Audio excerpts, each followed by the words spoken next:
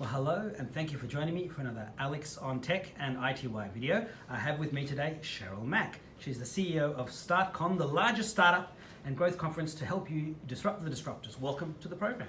Thank you very much, and thank you for having me. Now, it's been nearly a year since we last spoke, which was at StartCon 2016.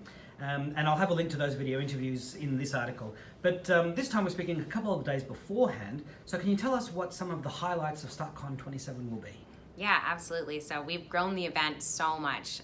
We've sold almost twice the tickets that we did this time last year. So we're expecting so many more people to be there.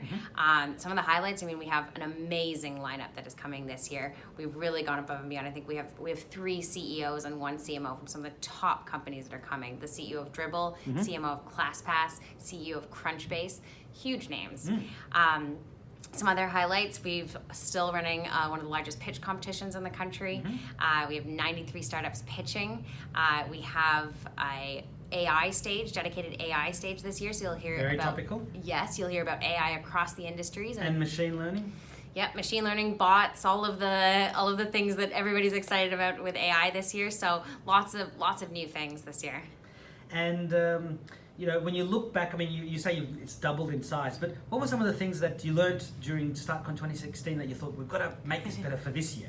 I think one of the biggest things is that we didn't realize how diverse our audience is. So, we're fantastic, and we've always been fantastic at serving founders and entrepreneurs. But what we kind of found out was that actually our audience and the people that attend StartCon span across the startup community. So you're thinking not just, the founders and the entrepreneurs, but corporates, people who have day jobs but are thinking about starting a business, students, the investors, of course, and the media.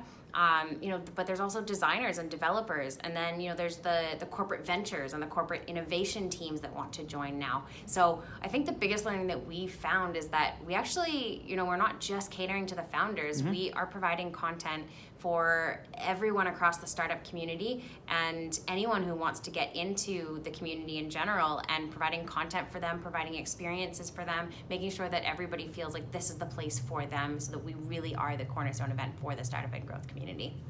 Excellent. That's exactly the kind of answer I would have expected to hear, which is great.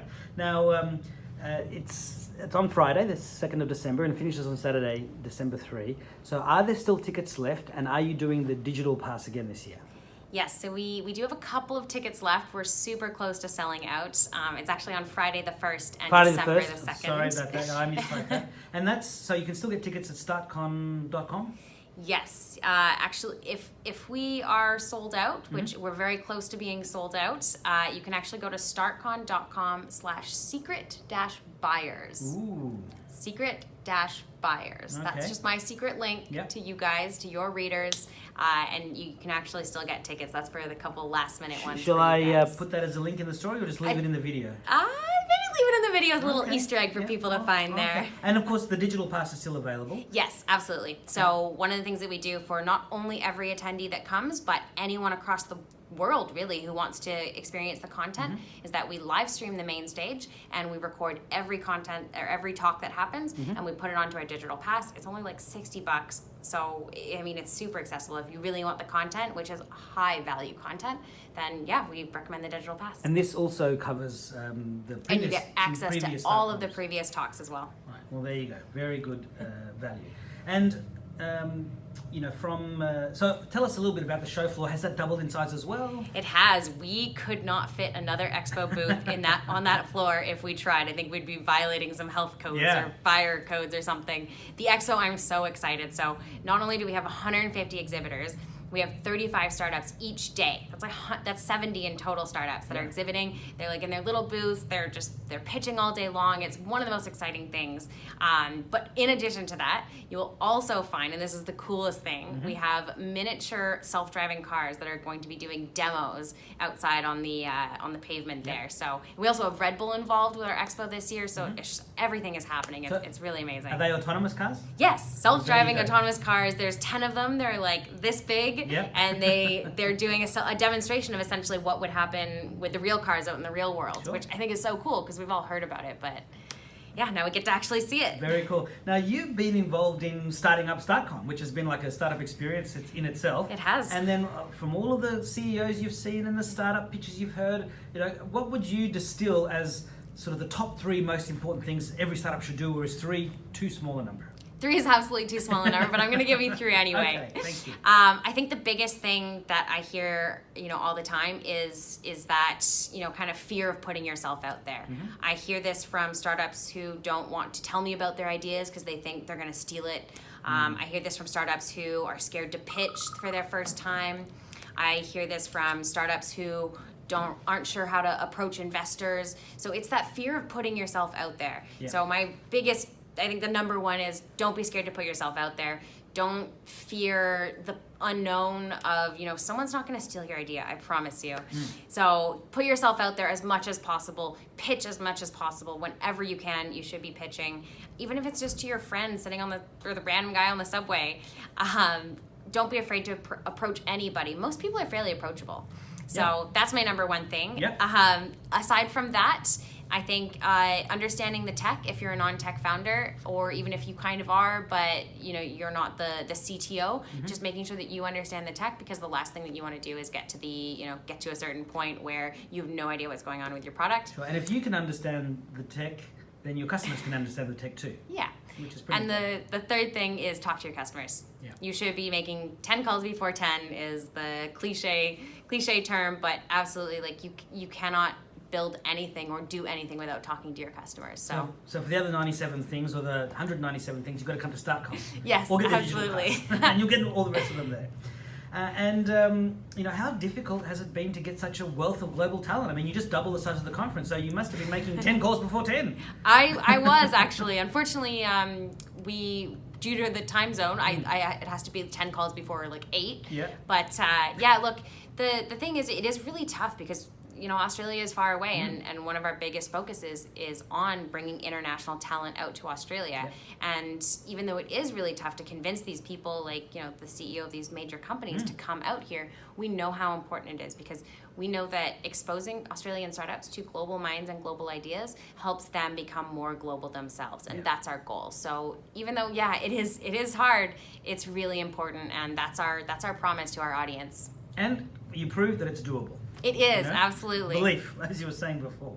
So, as we get towards the end of here we go. What's the prize for the pitch competition this year? Yes, so pitch competition. In addition to the conference, we also host the largest pitch competition in the country. This year we have 95 startups pitching. The winning startup gets several things. They get a package which includes co-working space from MYOB. They're going to get 120,000 credits from IBM, as well as some freelancer credits, and they get to go on to represent Australia in the Global Startup World Cup in San Francisco with their flights paid in 2018. So excellent. That is just amazing. And the prize for that one is actually $1 million in investment. So they have the chance to go on to win $1 million. Excellent. And are there other prizes in that pitch competition, or is it just? That's kind of the big one. Yep. All of the participants get some level of prize from some of our sponsors. Excellent. Well, you'll have to be part of the pitch competition, or again, be there to find it all out. And so, as we get towards the end of the interview, I always like to ask you to look into the future. So how do you think startups will have to change and evolve over the next decade?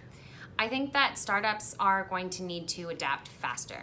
So everything's moving much, much faster. If you started your company 6 years ago, you didn't really need to know what was going on in the marketing world as much as you do now. And you didn't need to stay up to date. So I think the importance of hiring the right people and having the right people on your team who can have those skills and really help you grow, whether it's marketing, whether it's sales, whether it's the tech side, whether it's anything at all, having the talent and having the right team is really going to play a big role as we move forward and things change even faster than they already are. I know I can't even imagine, but I just know that it's going to speed up, and it's going to be crazy. StartCon 2027. Yeah. We'll be there. We'll be going. It's only yesterday that was StartCon 2017. I know. So last year I presume I would have asked you, what was the best advice you've ever received to help you get where you are today? But seeing as I most likely did ask you that last time, what I normally ask when I interview people for the second time is, what's something that you've learned over the past 12 months that you've really internalized and has made a difference into the way that you live and work? Relationships matter.